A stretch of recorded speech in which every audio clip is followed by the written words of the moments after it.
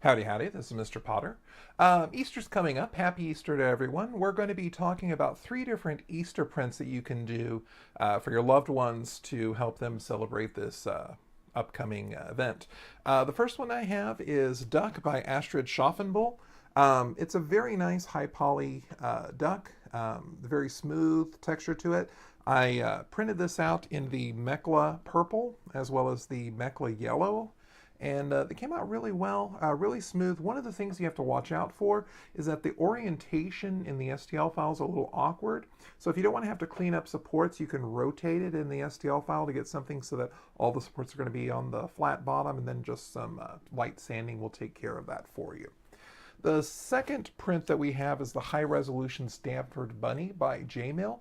I printed it off a couple of times. The first time I printed it with the Tianse fluorescent pink, and it's really got a good luster to it. It's very smooth, it's really easy to scale. This took about 6 hours to print, but it's got a lot of smoothness, a lot of detail to it. It blows up very nicely.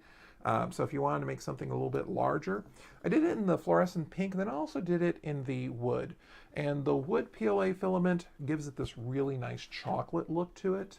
So if you wanted to make a chocolate bunny that's actually going to last beyond the holiday, I highly suggest using the wood fill to it. The third thing that we have is the Easter egg cache, and this is by Makers Muse. What's really nice about this is that it actually opens up. It screws, and so if you wanted to take some nice treats and take them out for the Easter egg hunt, these will actually protect your treats from the elements. Now, one thing I will tell you about this egg, it took about 6.5 hours to print, and the STL file actually has it open flat like this. And the problem with that is that the supports kind of interfere with the egg, and so you end up with quite a lot of cleaning up that you're going to have to do to make this egg presentable. What I was able to do in my STL file is I actually had it lying flat down with the curved surfaces down at the bottom, and it doesn't interfere with the screwing the pieces together. So I did this in the Tianse cyan as well as the fluorescent pink. I used the white that actually came with my printer originally, so this is the Weedo white.